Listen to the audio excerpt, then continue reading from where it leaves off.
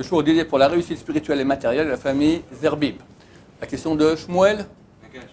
Shmuel Nakash. Alors, qu'est-ce qu'il faut favoriser entre la Shmirat Enaim et la Shmirat Negia? Que faut-il favoriser entre Shmirat Enaim et Shmirat Negia? Je traduis en français. Shmirat Enaim, faire attention de ne pas regarder des femmes, à part sa femme, quand elle est permise, ou les parties qu'il est permis de voir chez elle quand elle n'est pas permise. Quand une femme n'est pas permise à son mari quand elle est nida, on peut voir toutes les parties qui sont dévoilées, mais pas les parties qui sont voilées. Quand elle est permise. À part elle ou à l'eau.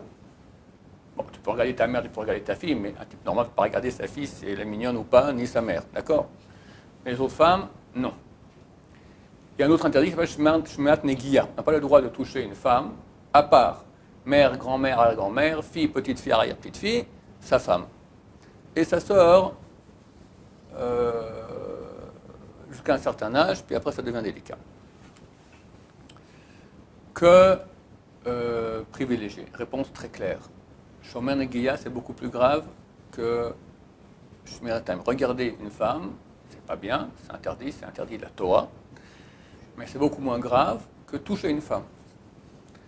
Toucher une femme, si c'est uniquement par politesse, c'est un acte qui est poli. Par exemple, serrer la main, c'est interdit de Rabbanan.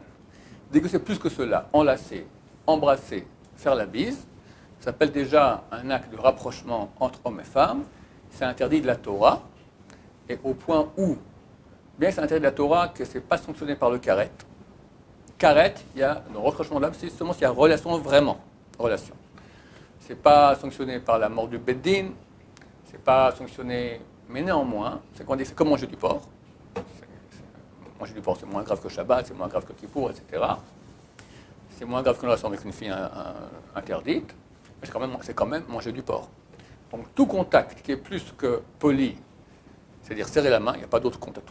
Même quelqu'un qui fait la bise, qui dit non, mais moi c'est pas poli, je ne ressens rien, c'est considéré comme quand même un acte de rapprochement, c'est interdit. D'accord? C'est interdit de la Torah comme manger du porc, à la nuance que quelqu'un maintenant, si un goy vient et lui dit mange du porc ou je te tue, tu manges le porc. Fais une bracha, on ne fait pas une bracha sur le porc, d'accord, sur on mange sans faire la bracha. Il dit fais la bracha, mais c'est une bracha en vain, fais ou je te tue, fais la bracha.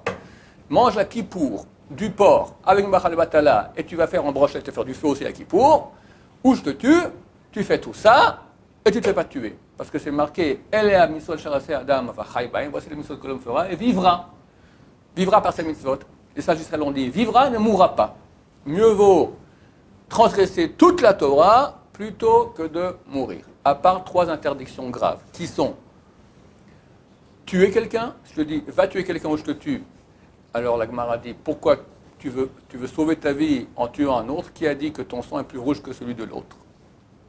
Tu ne peux pas tuer quelqu'un, alors mieux vaut se faire tuer. Je peux rétorquer, ouais, mais qui a dit que son sang à lui est plus rouge que le mien? Pourquoi lui il va vivre et moi je vais mourir? La différence, c'est que toi, tu fais un acte pour aller le tuer. Par contre, si tu te fais tuer, tu n'as rien fait. Donc, mieux vaut que tu sois passif que actif. Hein? On va dire, Eichmann vient et te dit, ou tu tues ce juif, ou je te tue. Alors, si je le tue, j'étais actif, j'ai tué. Si j'ai rien fait et j'ai été tué, j'ai rien fait.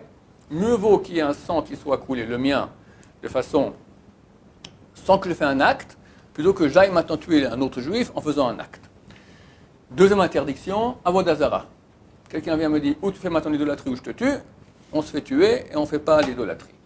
Troisième, et les Français qui sont des grands menteurs, ils ont dit l'adultère.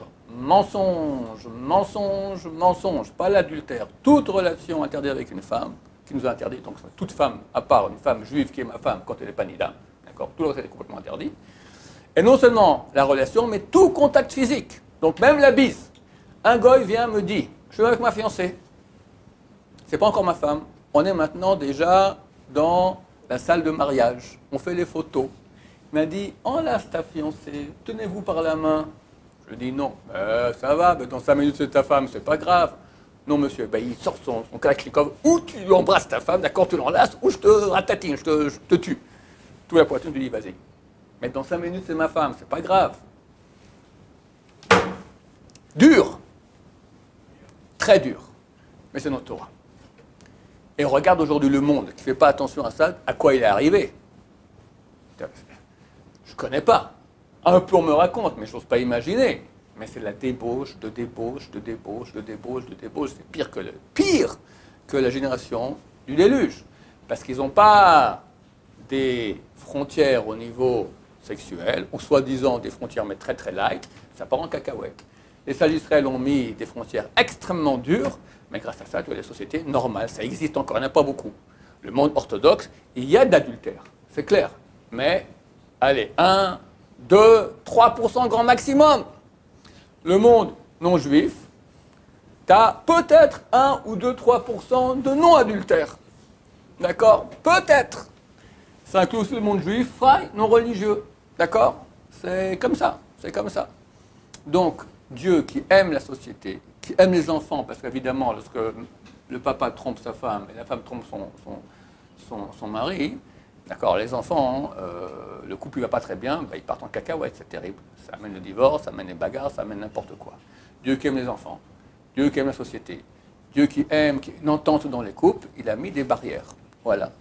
Donc si maintenant on nous menace de mort pour toucher une femme de façon interdite, donc tout ce qui est plus que serrer la main poliment, je ne dis pas que c'est permis de serrer la main, mais c'est moins grave, mieux vous faire tuer que de transgresser. Donc il est clair qu'entre regarder des femmes et toucher, mieux vous regardez que toucher. Mais ça ne veut pas dire que c'est permis de regarder.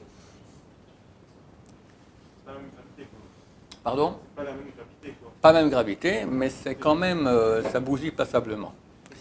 La première chose à faire, je vais vous dire, c'est les petits appareils. Tu vas dans la rue, ok.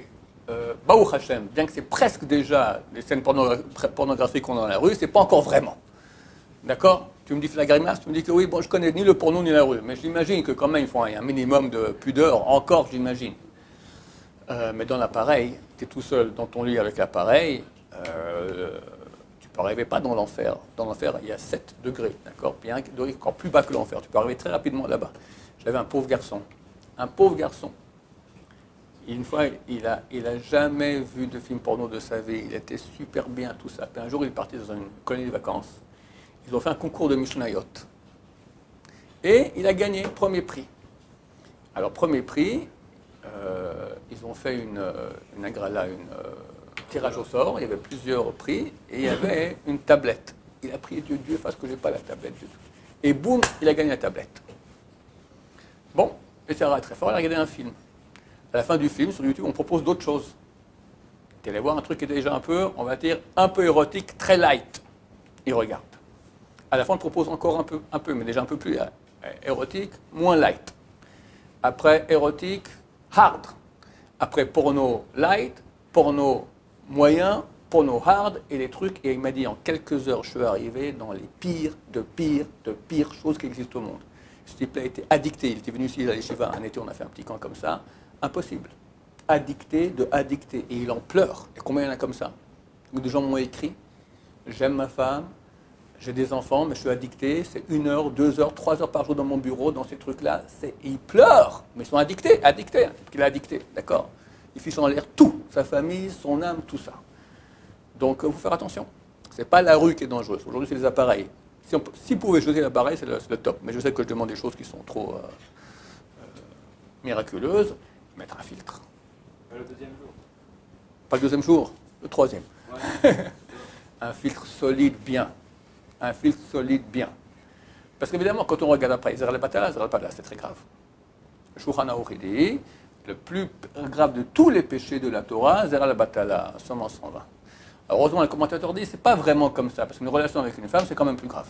Quelqu'un pose la question, on joue avec Christine, ou même avec Léa, ou Zer al-Batala, mais vous Zer al-Batala. C'est pas que c'est bien, je te dis que c'est le plus grave de la Torah, mais ça, la relation en elle-même, c'est plus grave quand même. Mais c'est grave quand même. Donc, pour ceux qui sont addictés aujourd'hui, tout le monde est addicté, commencez à faire une désintoxication lente. Essayez de moins espacer, comme ça, de plus en plus, pour se sanctifier Bezrat Hashem. Baruch Adonai, l'olam, amen va amen.